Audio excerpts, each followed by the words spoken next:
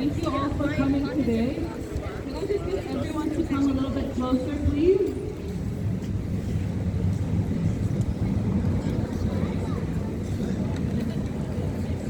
Thank you. We'll be opening up this rally with a karakia by Leanne, so please welcome Leanne.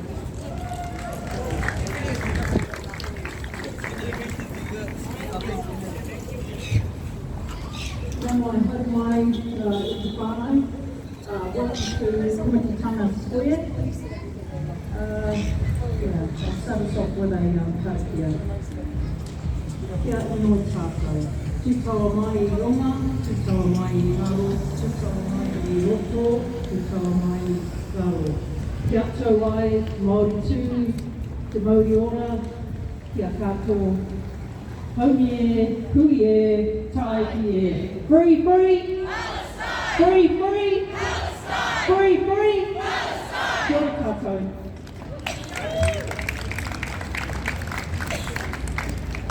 Thank you, Leanne. We are coming up to 1 year of genocide inflicted on Gaza. Shame! 1 year of marching, rallying, boycotting, 1 year of our hearts breaking over and over again. Over 76 years of injustice on Palestine. Shame! Shame! My home, my land, my everything. However, we the people are never going to stop. We are never going to stop resisting and fighting for our people and all people that are experiencing injustice in this world.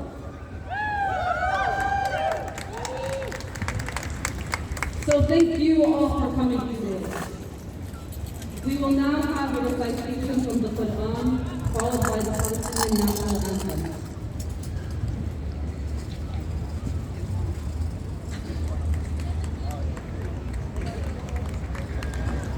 أعوذ بالله من الشيطان الرجيم بسم الله الرحمن الرحيم إن الله يدافع عن الذين آمنوا إن الله لا يحب كل خوان كفور أذن للذين يقاتلون بأنهم ظلموا وإن الله على نصرهم لقدير الذين أخرجوا من ديارهم بغير حق إلا أن يقولوا ربنا الله ولولا دفع الله الناس بعضهم ببعض لهدمت صوامع وبيع وصلوات ومساجد يذكر فيها اسم الله كثيرا ولينصرن الله من ينصره إن الله لقوي عزيز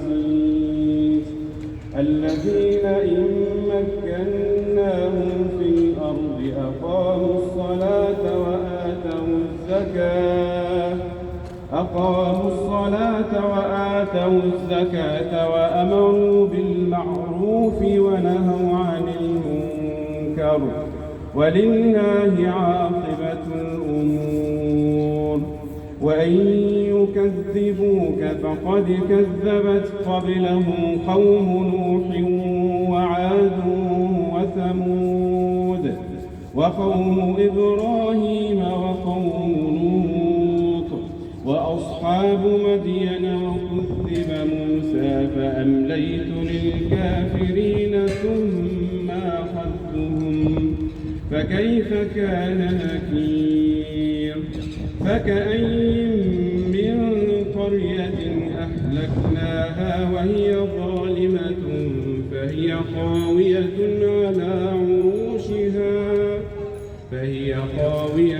على عروشها وبئر معطلة وقصر مشيد. أفلم يسيروا في الأرض فتكون لهم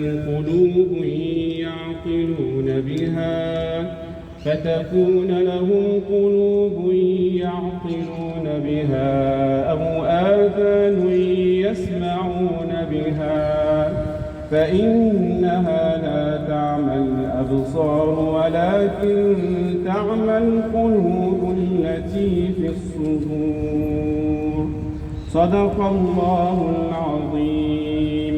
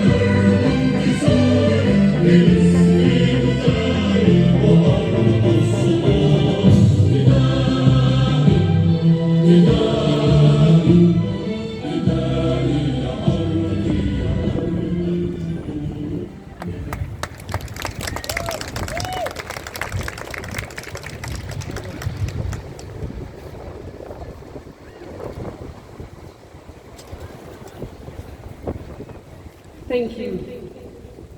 Next up, we have Nadine Murtaja, which will be giving us the recent updates from Palestine and Lebanon.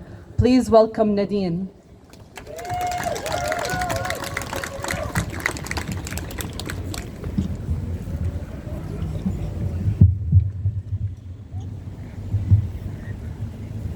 Sorry. It has been almost a year of the ongoing genocide on Gaza. 1 year of genocide. 1 year of Israel slaughtering our people. 1 year of a disgusting war on children, women, and the elderly. Shame! Shame! Israel has killed more than 41,534 people, including more than 16,500 children. injuring more than 96,902 people, and 10,000 people are still reported missing. The real death toll is unknown, with people dying from being pressed underneath buildings or people dying from starvation. Shame! Shame! Hands up. Locks in your hands are red. Locks in your hands are red. Locks in your hands are red. Locks in your hands are red. 40,000 people killed. 40,000 people killed. 16,000 children killed. 16,000 children killed. 16,000 children killed. 16,000 children killed. Dr. Ghassan Abu Sitta stated that 11,000 Palestinian children have lost their limbs. This is the largest cohort of pediatric amputees in the history of warfare. Shame! Shame! Every hour in Gaza, 15 people are killed, 6 are children, 31 people are injured, 42 bombs are dropped, and 12 buildings are destroyed. Shame! Shame! The disgusting nation of the US just gave the Israeli occupation an additional $9 million for Israel to freely continue its slaughtering machine against innocent civilians, not just in Palestine, but in Lebanon as well. Shame! Shame! Stop arming Israel! Stop arming Israel! Stop arming Israel! Stop arming Israel! Stop arming Israel! Stop arming Israel! Due to the recent raid on the West Bank, at least 780 Palestinians, including more than 160 children, have been killed. On the 22nd of September, heavily armed Israeli soldiers raided the Al Jazeera offices in Ramallah and ordered the news network to shut down operations amid a winding Israeli crackdown on media freedom. Shame! Shame! This is exactly what Israel wants to do. They want people to not know what's happening in the West Bank. They want people to not know what's happening in Gaza. But we, the people, know. We, the people, see Israel for its true colors. In Lebanon, Israel has killed more than 700 women, men, and children. Just this morning, 4 apartment buildings have been completely destroyed in the south of Lebanon, targeting civilians. Over 5,000 people have been entirely displaced in the south of Lebanon. The disgusting Israeli war is spreading to the Arab region. Shame! Shame! In the UN, Netanyahu has stated Israel will fight until total victory in the continuing war on Gaza and promised to continue attacks on the Lebanese armed group Hezbollah. Shame! Shame! Israel is a terrorist state! Israel is a terrorist state! Louder! Israel is a terrorist state! Israel is a terrorist state! Israel is a terrorist state! Israel is a terrorist state! Israel is a racist state! Israel is a racist state! Israel is a racist state! Israel is a racist state! I would like to dedicate a minute of silence to all the shuhada, the martyrs from Palestine, from Lebanon, Sudan, Yemen, and Congo, and all the people that are experiencing injustice in this horrible world. Thank you.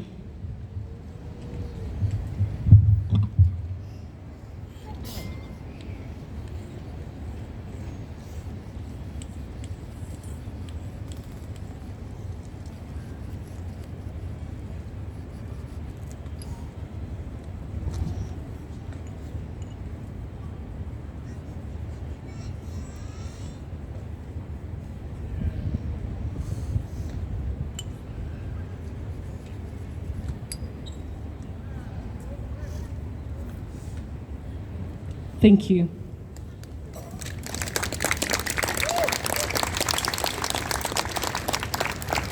Thank you, Nadine. It never gets easier hearing these numbers, but your strong voice keeps us stronger. Thank you. Up next, we have our first speakers today, Rana Hamida and Yusuf Sammour. Rana and Yusuf just came back from a 3-month-long journey on board the Handala ship, part of the Freedom Flotilla Coalition campaign for the children of Gaza. They've been speaking to activists and politicians across Europe and raising awareness about the Palestinian cause. They will be further introduced by Roger Fowler from Kyoto, Gaza. Please welcome Roger.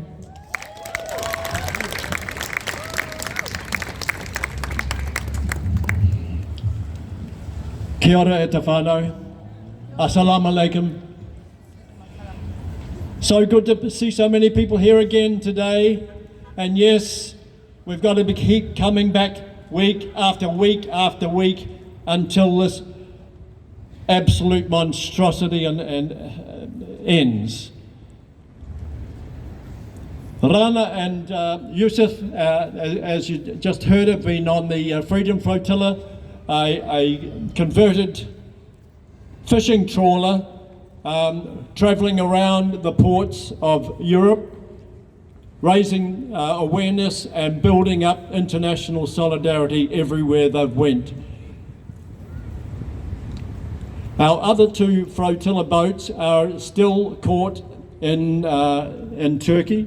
Unfortunately, the Turkish government have banned them from leaving their port. And the converted fishing boat that I was just talking about, called the Handala, is at the moment receiving much needed maintenance in Sicily.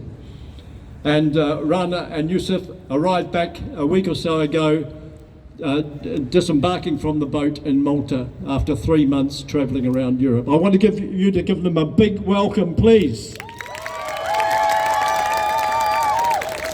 And if you want to find out more about the Freedom Flotilla, go to our website, kioragaza.wordpress.com. Yusuf.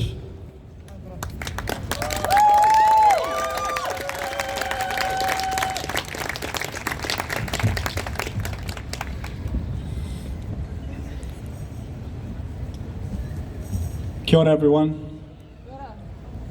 I'm going to speak first, and then Rena's going to follow after me with hopefully a song. So we set sail from France in mid-June, and we stopped in several ports along the way. A few ports in Spain, in Portugal, France again, Corsica, Sicily, and Malta.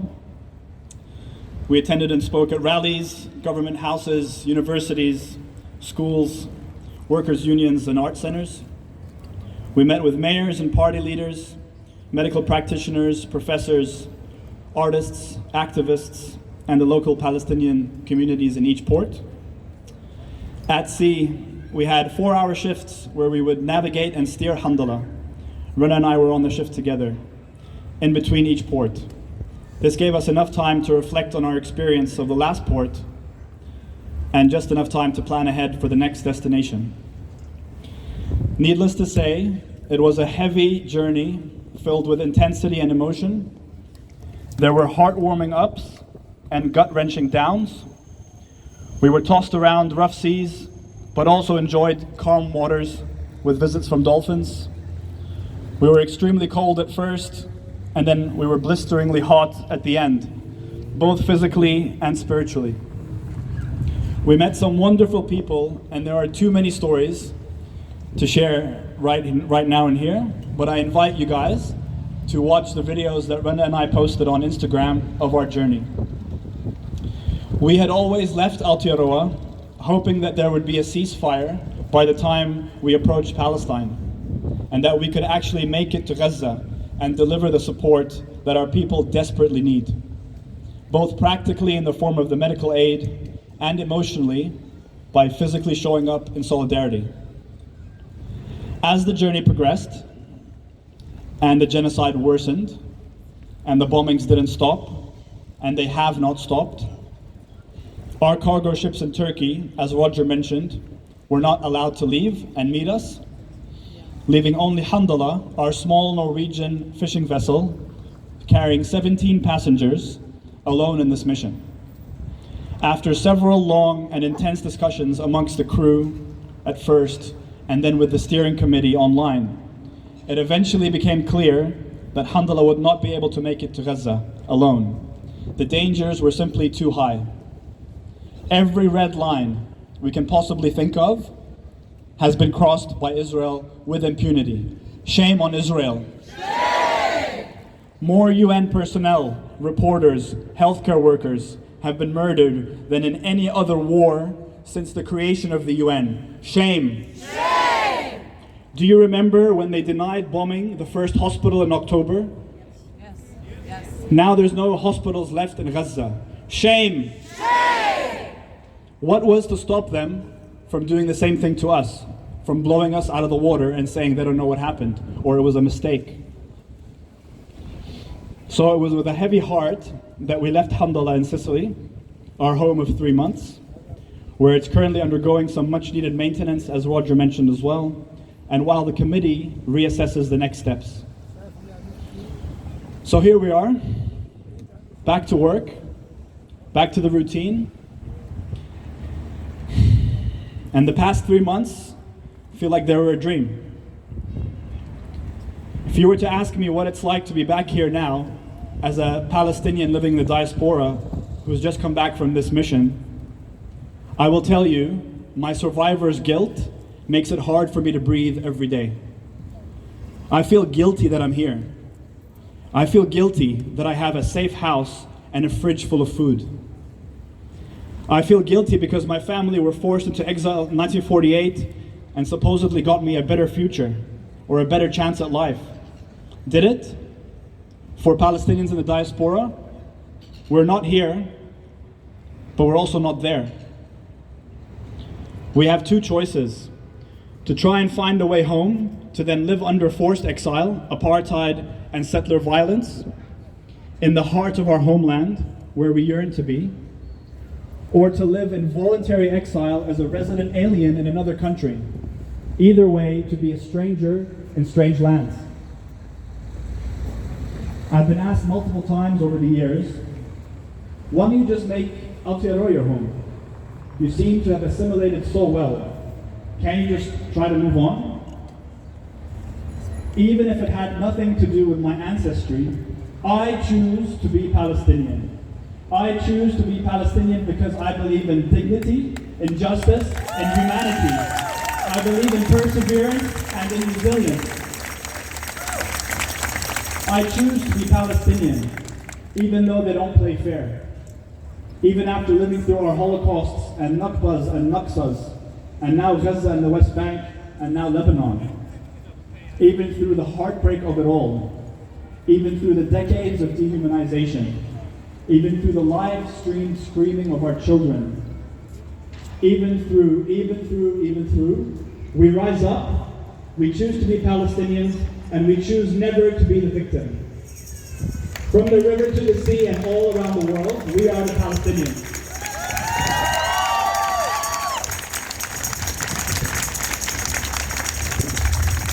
And in all honesty, many of us can't even process the depths of the depravity and the extent of abandonment that we feel. We're not okay. Your Palestinian friends, they're not okay. Please check on them. They might muster up a smile, but they're not doing okay. We feel as though we're stuck in a feverish dream, and we wake up every morning to find ourselves in it. It feels like the world should be in a state of emergency, yet outside of the rallies and the social media posts, nobody around us seems to notice. How do we cope? We don't. We push through the best way we can. We allow ourselves